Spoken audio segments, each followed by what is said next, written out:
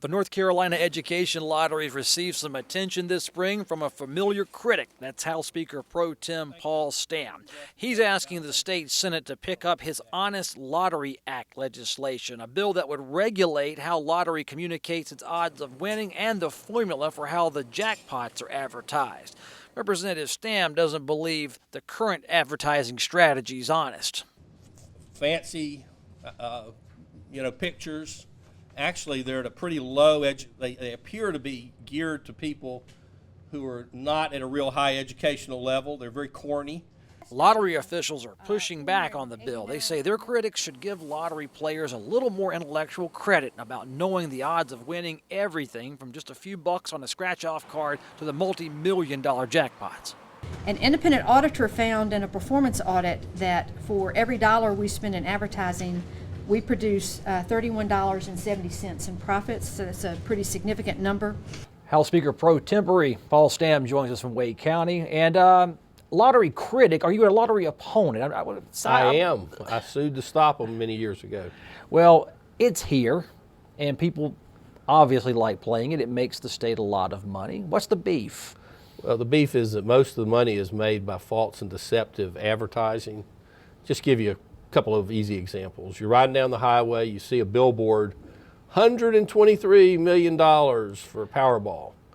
Well, actually, the prize is only worth about $70 million, and with taxes, it's really worth about $40 million. So you're betting as if it were $123 million, but the prize is not worth near that much, and they know it. Well, how many people playing the lottery, you hope you win, but how many people do you think they'll win? Well, that is an argument that the lottery people use, and they say, well, people who gamble don't care about the odds. They're just playing for entertainment. Well, that's probably true of some of them, but some of them are playing the odds, and you shouldn't cheat them. Okay, well, Honest Lottery Act, if it becomes law, what will it force on the lottery? How will they be communicating in the future if this passes? Well, their advertising would have to give the actual odds of winning the prizes that they advertise. That's it. But what about the dollar amount? If it says $365 million, I'll get that if I choose the 20 or 30-year annuity, right? I mean, that's... Well, that's the nominal value, but the true present value is about a little bit more than half of that. And that needs to be disclosed because that's the true value of the prize. Now, maybe you say, I don't care how big it is. But I'd say that's not true because it's precisely when the prizes get big that people get excited and start, buying their tickets. Well, if they knew that the jackpot was about half of what they thought it was, or what it was advertised, then they wouldn't. Okay. Some of them would not do it. With that over 100 supportive votes in the House to pass the Honest Lottery Act, why not go engage for a full repeal of the North Carolina Education Lottery? Well, there's not a sufficient number of votes to repeal it. So there's a huge gap here politically between a repeal and a restriction or, well, as you call it, a more honest accounting of what the lottery really is. But here's the effect today is that a lot of our citizens think that they have supported education because they bought some lottery tickets. Because all of the advertising from the Lottery Commission says, oh, we spent $100 million on education, we spent $500 million, whatever it is. But they don't realize that that's about 2% of the state budget. And yet it is causing support for education funding to falter because they think they gave at the lottery. We were told last decade that wouldn't happen. That this money will be in addition to strong school support of regular tax revenue. That didn't happen? The day that the lottery passed, the supplanting of regular revenue began. It was there from the beginning. And the teachers groups that were so in favor of the lottery, I think probably now rue the day that they had ever heard the word because it reduces support for education. I mean, when people see that the government is trying to con people to take advantage of their ignorance of multiplication, division, addition, and subtraction to educate other people, they wonder what kind of education we're trying to do. Would school funding be better today had that lottery never passed? I believe so, sure. And this But primarily at the local level, where it's subject to referendums and bonds and things like that.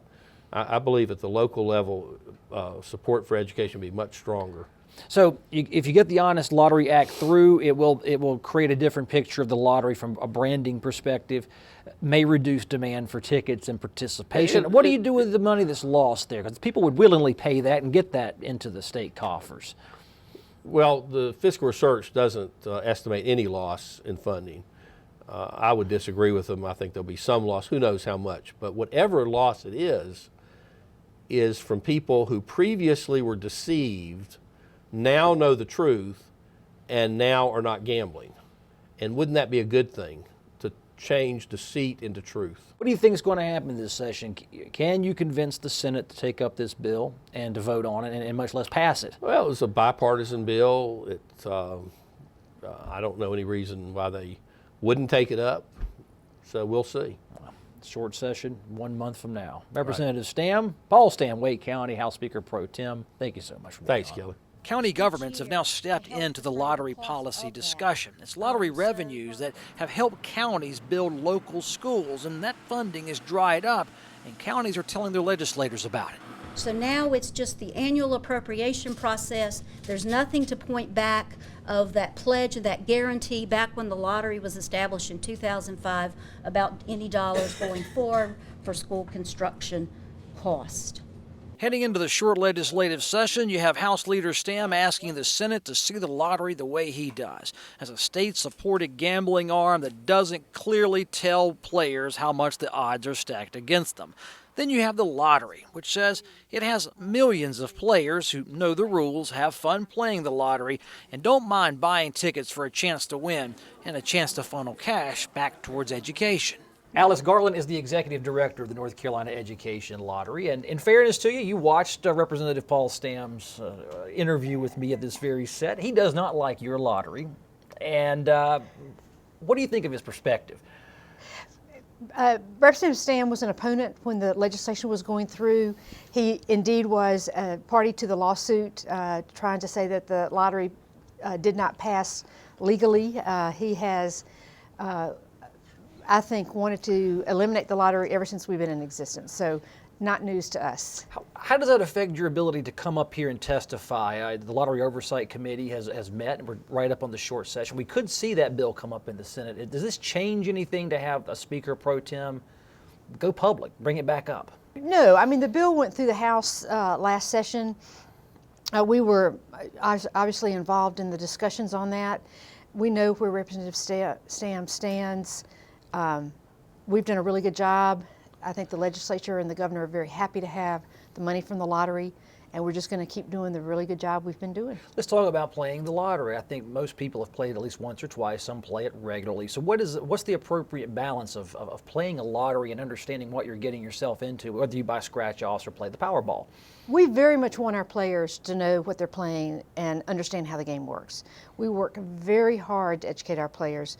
We provide information through a number of different channels, so that if the player is computer savvy, lots of information on the internet, a great deal of information at every one of our 6,800 retail outlets, through the media. I mean, any way that somebody's used to getting information, we have information there about how to play lottery games. Now, Representative Stam was pointing out the signs you see at the convenience store that changes with the digital. It's 100 million, 200, 300 million. Right. He says that is not accurate. It should be a lot less than that because it doesn't take into effect lump sum, if you take the lump sum, and most people do if they win the big one, and taxes. It should be much lower. What do you say to that? The annuity is a real amount. The winner chooses to take the annuity, they will win that full amount. It'd be paid out over 29 years, but they're going to win that full amount. And we have winners who choose the annuity. So that's a real amount. We have more winners who choose to take the lump sum. They have more confidence in their ability to invest that money than they do in an annuity product. But players understand that. They know the difference between the annuity and the lump sum. So the argument going forward about the fine print, there is information. There's brochures about with it, but it's all a little tiny print. Do you think there's any compromise if the Honest Lottery Act were to go through, say the Senate picks it up, where you could change it where somehow the odds are better indicated, or do you think they're clearly articulated on that ticket, every ticket that you buy? The odds are for, right now, the odds for the overall estimated odds, which we are required by our statute to provide, are on the back of every ticket, and we have, in deference to Representative Stam's wishes, we have added the odds of the top prize. However, that's at the point of purchase. There are a lot of other ways to get that top prize well before that player purchases that ticket. In every store, we have something called a play station, and at the play station are how to plays for every scratch-off ticket. That how to play for each individual ticket has the odds of winning, the 1 to 4, the 1 to 200 or whatever, for every single prize level, and that's easy to find. Average lottery player, they really know it's 1 in 300 million or whatever it is to get all 6 numbers to win the jackpot. You think most people are intelligent enough to know what a lottery is and how it works? Absolutely. They know what they're playing for. I mean, it's interesting. Our players are, I think, much more savvy than Representative Stam would like to think that they are. They go to our webpage frequently. They know where to find the information at the play station.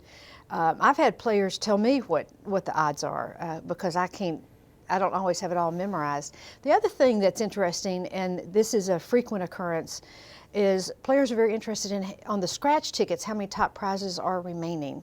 We update that information every night, so it's extremely current.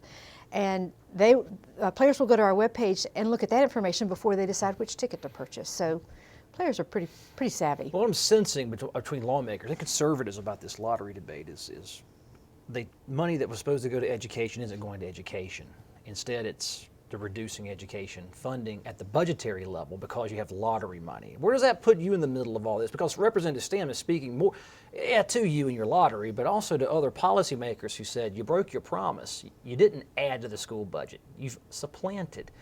Can you even go there? The responsibility of the lottery is to make the money. It is the legislature and the governor that spend the money. Once we make the money and hand it over to the Office of State Budget and Management, our job is done. That is a legislative decision. But then legislators come back on the lottery and will say, this is what the lottery has done, is starve the school. So is it officially you have to remain mum on that? You can't weigh in? I mean, how I would say not biased, but how opinionated can you be when someone says, hey, we're not doing what we should do with the education money? We will frequently direct players when they ask that question, or citizens, you need to talk to your legislators, because that's a legislative decision. It's not a lottery decision. And final question, if I decide to go out and buy some lottery tickets, whichever ones I choose to play, should I do it from the sense that I'm going to have fun and be entertained by that moment of watching the numbers or scratching it, or should I go into it thinking I'm supporting education in North Carolina? What's the proper approach to playing the lottery from a philosophical perspective? I think the proper approach is that it's fun and it's entertaining, because what we're looking for are the dollars that someone has set aside for entertainment. If while having fun you are also supporting education, that's a fantastic byproduct of the lottery. But it is a game of entertainment. Alice Garland is the Executive Director of the North Carolina Education Lottery, and I thank you for coming on, watching our product and saying, hey, give me a chance to come up here and tell my side of the story. Thank you, ma'am, so much. Absolutely.